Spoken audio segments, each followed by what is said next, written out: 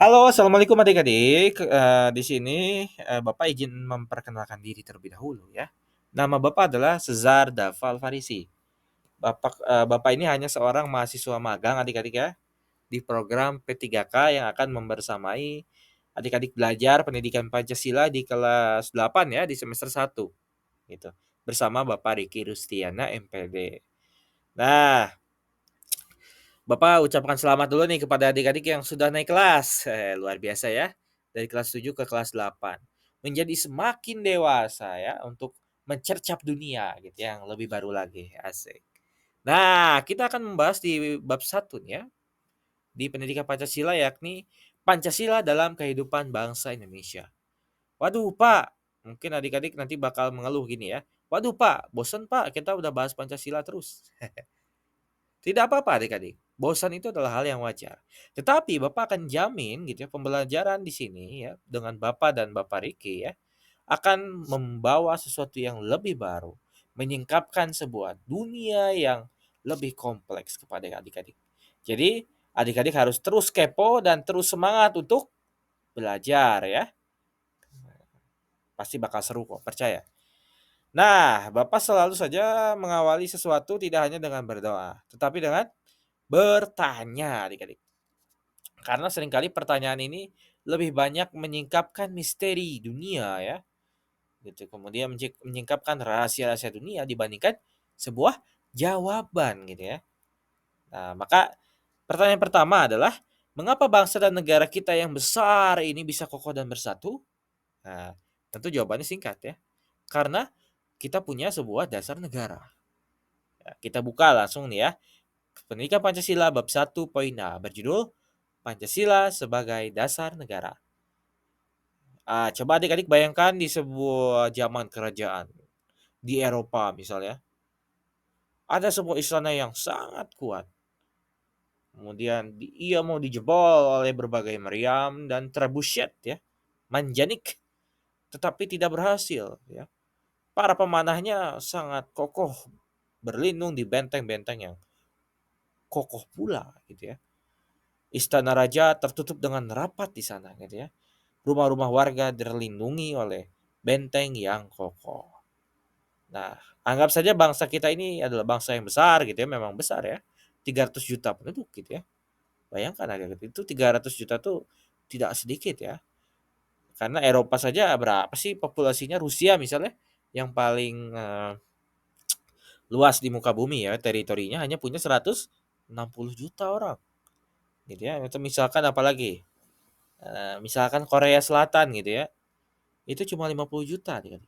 Jepang misalkan 80 juta orang. Indonesia ini 300 juta orang dan punya keberagaman yang sangat pelik ya, kompleks dan wah, luar biasa gitu ya. Dan kita itu kokoh gitu ya, punya sebuah bangsa kita ini kokoh. Punya bahasa persatuan gitu ya, bendera persatuan gitu ya. Dan yang terakhir punya sebuah pedoman bersama, sebuah dasar negara yang sangat canggih, mutakhir yang dibikin oleh para founding father yang cerdas gitu ya. Yakni apa, Pak? Yakni Pancasila gitu ya. Nah, tetapi sebelum itu kita akan membahas gitu ya. Sebelum itu kita akan membahas apa itu dasar negara gitu ya. Kenapa bisa bangsa yang kokoh seperti benteng ini gitu ya punya pondasi yang kokoh pula gitu ya. Nah, dasar negara singkatnya adalah pedoman dasar yang mengatur kehidupan bersama dalam sebuah negara. Jadi dasar negara itu adalah sebuah pedoman adik-adik. Singkatnya itu sebenarnya. Bisa sebuah mimpi, cita-cita, sebuah idealisme, sebuah kondisi yang diidealkan gitu ya. Itu dasar negara. Jadi pedoman dalam kehidupan bernegara, kehidupan sehari-hari gitu ya. Karena Bapak rasa semua manusia pasti bernegara nggak sih? Mungkin ada nggak ya kalau yang manusia yang nggak punya negara kemudian tinggal di tengah laut gitu ya? Tetapi laut juga hampir semuanya diklaim oleh negara ya. Jadi di dunia ini pasti kita bernegara ya, sayangnya pasti demikian gitu. Mungkin di masa depan mungkin nanti akan ada bentuk lain dari peradaban Bapak nggak tahu gitu ya. Tapi untuk sejauh ini negara menjadi ciri fundament ya dari kehidupan dasar manusia. Nah, setiap negara ini punya dasar negara adik-adik. Sebentar ya. setiap negara punya dasar negara. Contohnya apa, Pak? Bapak kasih contoh aja di, Republik, Prancis saat ini ya, demokrasi Prancis ya. Nah, di Republik Prancis sekarang gitu ya, itu mereka punya sejarah panjang juga terkait dengan dasar negara. Hanya saja dasar negara di Republik Prancis itu tentu ya, itu dilatar belakangi oleh revolusi ya, yang cukup berdarah ya, yang menggulingkan Raja Prancis terdahulu. Prancis itu juga dulu itu adalah kerajaan adik-adik.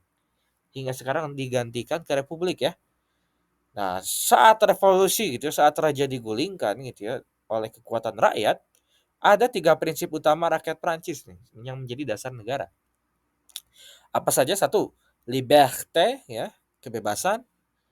Yang kedua, fraternité ya, atau persaudaraan, dan égalité ya, atau kesetaraan gitu. Itu menjadi dasar negara Prancis. Pak, kalau dasar negara Indonesia apa, Pak? Pancasila yang tidak kalah keren dan tidak kalah mutakhir, canggih ya. Kemudian sangat manusiawi sekali. Yang pertama, bangsa kita itu katanya religius ya. Sehingga Pancasila sila pertama apa? Ketuhanan yang Maha Esa. Nah, kemudian di sila kedua, bangsa kita juga bangsa yang manusiawi.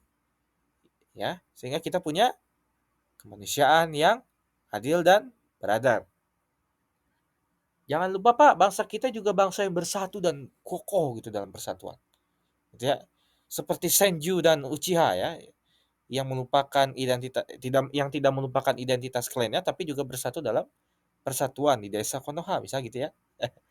Kita juga bangsa yang bersatu, Pak. Maka kita punya sila ketiga yakni persatuan Indonesia. Bangsa kita juga menjunjung tinggi demokrasi, Pak. Kita bukan bangsa kerajaan yang dikuasai oleh keluarga ataupun dinasti tertentu.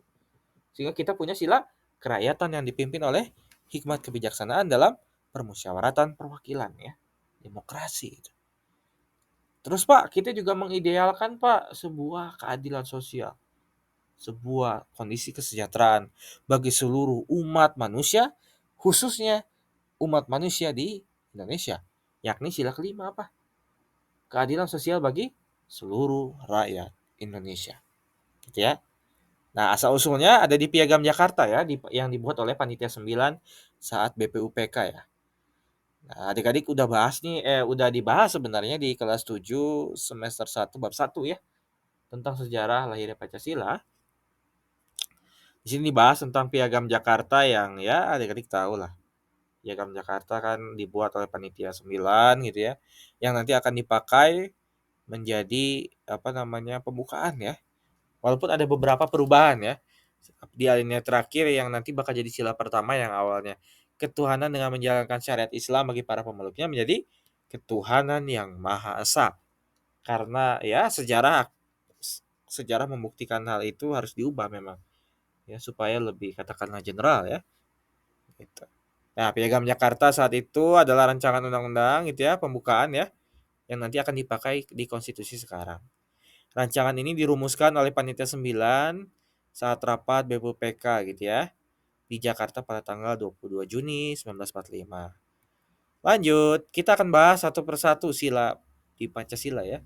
Kenapa Bapak tadi bilang bahwa dasar negara kita, Pancasila ini gitu ya, itu sangat canggih, mutakhir, dan dibuat oleh orang-orang cerdas. Founding father kita ini bukan sekedar orang tua yang ya ketinggalan zaman, enggak begitu. Mereka ini orang yang cerdas, banyak baca buku, dan juga ya banyak berdiskusi gitu ya. Mereka orang-orang besar di zamannya, bahkan hingga zaman sekarang gitu ya. Sehingga Bapak akan jelaskan kesaktian Pancasila satu persatu. Ketuhanan yang Maha Esa. Ya, menggambarkan bahwa negara Indonesia ini memiliki tujuan menjamin kebutuhan rohania warga negaranya sebagai makhluk ciptaan Tuhan yang Maha Esa. Bapak ingin bilang bahwa bangsa kita bangsa yang religius. Apa bedanya Pak religius dengan agamis? Oke. Adik-adik, sekali lagi konsep yang namanya konsep agama itu tidak yang disebut konsep agama gitu ya. Itu seringkali tidak dipakai gitu ya oleh beberapa kepercayaan yang lebih lokal ya. seperti yang di luar dari agama-agama yang diakui secara hukum. Misalkan kayak apa yang diakui secara hukum Indonesia, Islam gitu ya, Katolik misalkan ya, kemudian Protestan ya atau Kristen, kemudian ada Hindu, Buddha gitu ya, dan Konghucu. Tapi Pak, di kampung saya Pak, ada yang percaya dengan kepercayaan terhadap leluhur. Ya, ya oleh karena itu Bapak ingin bilang bahwa bangsa kita ini adalah bangsa yang berkepercayaan, bangsa yang religius daripada Bapak nggak mau bilang agamis ya, Bapak ingin bilang religius, punya kepercayaan terhadap sesuatu, entah itu Tuhan atau bentuk lain seperti cara hidupnya orang Buddha misalkan ya, atau misalkan percaya kepada ya katakanlah leluhur gitu ya, ataupun alam gitu ya. Jadi bangsa kita tuh percaya terhadap moralitas yang dibangun terhadap itu. Gitu. Ada baik dan buruk yang baik dan buruk yang dibentuk melalui sebuah kepercayaan terhadap sesuatu yang lebih berkuasa gitu. Jadi kita takut terhadap sesuatu sehingga kita ingin membuat dunia yang lebih baik. Intinya gitu ya. Bangsa kita tuh religius tuh begitu. Dan di Pancasila itu jadi apa tercermin di Pancasila gitu ya. Sehingga ada yang namanya ketuhanan yang Maha Esa gitu. Nah, kemudian bangsa kita juga bangsa yang berkemanusiaan kok. Pancasila kan digali melalui alam berpikir bangsa kita gitu ya, kan gitu. Nah, bangsa kita juga bangsa yang manusiawi dan ingin bisa mempertahankan atau memperbaiki kemanusiaan terus-menerus gitu ya. Maka di sila kedua ada bunyinya gini, kemanusiaan yang adil dan beradab. Ya, di Pancasila dan kita percaya bahwa manusia memiliki posisi yang paling mulia dalam martabatnya dengan kesadaran akan nilai serta norma yang ada. Bahwa kita menjadi manusia yang manusia saat kita memperlakukan manusia lain, saat kita menaati moralitas, norma-norma tertentu di masyarakat, berikut juga mengkritisinya begitu ya. Tidak hanya taat gitu, taat mutlak dan ya tutup mata ya terhadap apa yang baik menurut agama atau apa yang baik menurut masyarakat, tapi kita juga mengkritisi itu bagian dari kemanusiaan adik-adik. Lanjut, Pancasila sila ketiga ya, Persatuan Indonesia. Kita percaya bahwa beragam elemen masyarakat yang berbeda itu punya potensi gitu ya untuk bersatu dalam kesatuan yang utuh di dalam NKRI gitu ya. Seperti ya Bapak ingin membuat contoh yang apa namanya tidak rumit ya. Misalkan Hasirama dan Madara gitu ya yang bersatu nih padahal mereka dulu saling berperang ya, punya ciri khas, punya keterikatan terhadap klan yang begitu kuat ya, membenci klan lain pada akhirnya kan. Tetapi untuk menciptakan perdamaian dan persatuan yang lebih kuat, mereka menciptakan desa Konoha gitu ya. Menciptakan sesuatu yang lebih kuat. Yang entah bagaimana melebur ya identitas lama mereka itu tidak ditinggalkan ya. Tetapi membangun identitas baru untuk perdamaian dan keamanan, ketertiban, kemajuan bersama setiap orang gitu ya. Nah, tujuan kita juga sama kok, membentuk bangsa kita ini. Kan dulu kita dijajah ya, kita terpecah belah gitu kan. Nah, setelah bersatu kita punya apa ya, punya optimisme untuk membangun bangsa yang besar ini gitu. Daripada kita terpecah gitu. Nah, maka tercermin di sila ketiga di Pancasila yakni Persatuan Indonesia gitu ya. Lanjut. Nah, bangsa kita juga menjunjung tinggi yang namanya demokrasi adik-adik. Adik-adik ada yang tahu Pak? Ada yang tahu nggak demokrasi? Atau kalau di kelas mungkin pasti bertanya ya, Pak demokrasi apa? Itu apa Pak? Demokrasi ya dari kata demos dan kratos. Pemerintahan rakyat adik-adik intinya begitu simpelnya. Bahwa pemerintahan ini bukan untuk keluarga tertentu, dinasti tertentu gitu ya yang punya darah biru gitu ya. Dan semua darah memerah ya. Atau mungkin untuk elit tertentu gitu ya, bangsawan dan sebagainya. Enggak.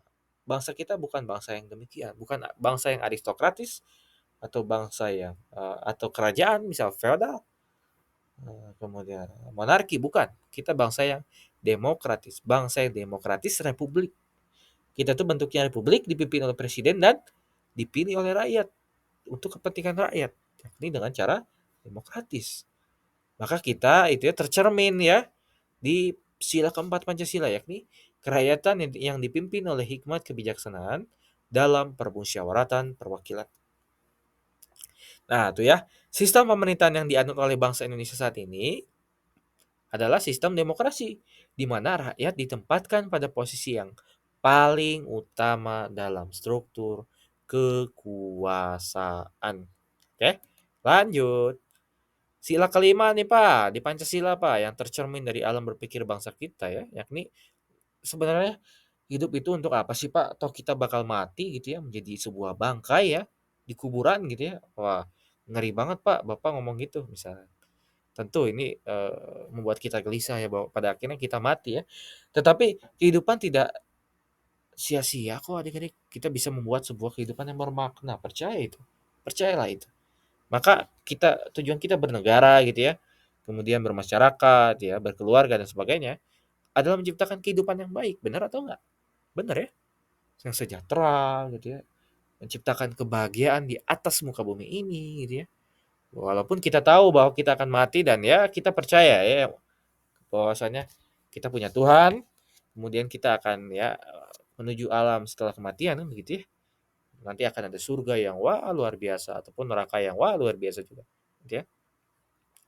Tetapi apa salahnya sih untuk membangun kita nggak bisa bilang itu surga, tapi membangun kehidupan yang baik di dunia ini sekarang di saat kita masih hidup, di saat kita masih sehat gitu ya, jantung kita berdetak gitu ya. Apa salahnya kita menciptakan keadilan sosial dan kesejahteraan ya, bagi manusia yang hidup saat ini kan gitu. Nah, maka ini tercermin gitu ya menjadi mimpi kita bersama yang termaktub dalam Pancasila di sila kelima. Keadilan keadilan sosial bagi seluruh rakyat Indonesia. Keharusan dalam menciptakan kesejahteraan gitu ya, kesetaraan, keadilan gitu ya bagi seluruh warga negara Indonesia tanpa memandang perbedaan sosial ya, ras ya, mau kulitnya warnanya coklat, hitam, putih, merah, biru ya, gitu ya. Terus ekonomi gitu ya, mau kaya, mohon maaf nih, miskin misalkan, atau menengah ya, menengah atas, menengah bawah gitu ya, dan atau budaya gitu ya. Semuanya berhak untuk bahagia, sejahtera, dan mendapatkan keadilan. Gitu. Hebat ya yang membuat Pancasila ya, atau yang merangkum Pancasila dari katakanlah alam berpikir bangsa Indonesia gitu ya. Luar biasa sekali. Dan ini menjadi pedoman bagi rakyat Indonesia untuk menciptakan kehidupan yang lebih baik lagi. Maka dari itu Bapak ucapkan sekian, terima kasih. Nah, nanti kita akan bertemu di bab 1 poin B. Assalamualaikum warahmatullahi wabarakatuh. Terima kasih.